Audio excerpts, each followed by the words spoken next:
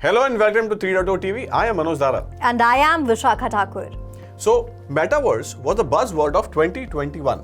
So, if we talk about various companies like Meta rebranded themselves to onboard the Metaverse trend, as according to various studies, Metaverse is going to be a $8 to $13 trillion market opportunity. Yes, Manoj.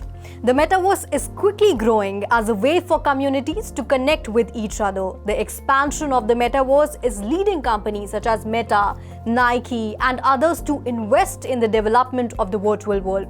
Also, coins connected to Metaverse NFTs, including Sandbox, Decentraland, have seen their value skyrocket over the last several months. So, Metaverse is not headed for cities and countries, with some already planting their flags in the virtual world.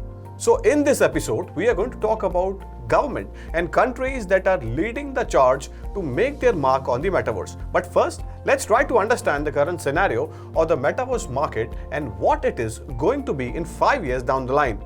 So let's listen in to what Mr. Kunal Nandwani, who is a YPO member of the Tech Entrepreneur, has to say about this opportunity. So current size, I think, is very small, probably running into a few billions at most.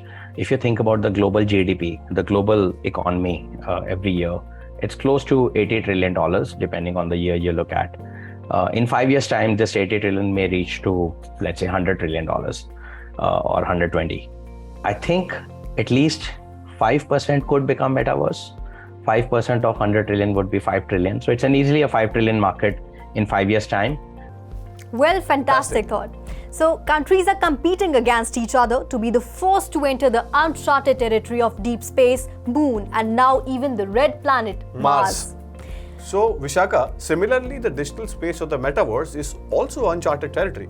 Apart from the private companies and players betting big on the Metaverse, now government of some countries and cities are buying into the hype of Metaverse. But first, sovereign nation to enter the Metaverse is the Caribbean nation of Barbados. Yes, Manoj, Barbados became the first nation to establish a virtual embassy in the Metaverse where users can transport their avatars from one virtual world to another. And this was bound to happen because Barbados considers itself as one of the friendliest cryptocurrency country, which is actually it is. So if we are talking about the cryptocurrency friendly country in the world, if we don't mention Dubai and UAE, it's not possible, right? Absolutely.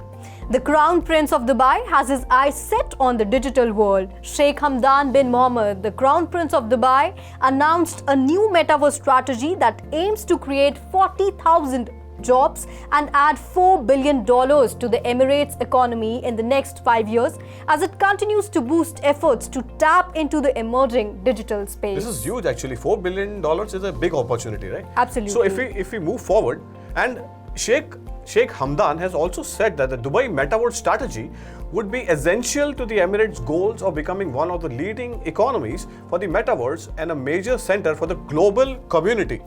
So, the initiative aims to cover all aspects of the Metaverse's developments, from formulating regulations, developing applications, to nurturing talent and determining ways how these solutions can be used by government entities. So, this is actually a fantastic development. But Vishakha, do you remember that in May 2022, Dubai's Virtual Asset Regulatory Authority, which is VARA, said it had entered into the Metaverse with the establishment of its Metaverse headquarters, making it the first regulatory in the world to have a presence in the emerging digital space. Yes, Manoj, I do remember. Dubai aims to become the Metaverse capital of the world. So let's take Mr. Kunal's views on the same. So Dubai is becoming the center of Web3 with the country having its own Metaverse strategy. Where do you see Dubai in the next 5 years?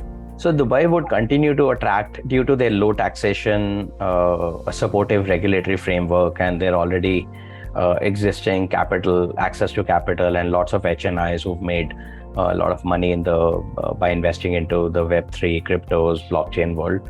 I think they would be a hot destination for sure, especially because their regulatory framework is very open, very collaborative, not too restrictive as of now. And so Dubai would play a role. In 5 years, it would be one of the top 3 or 5 favored destinations by all the metaverse development companies in some sense.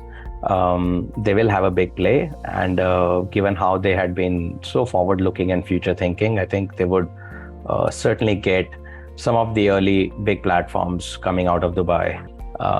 But yeah, so far, 5 years time, if you take a 5-year horizon, Dubai would certainly have a good play and they would have some good companies coming out of there.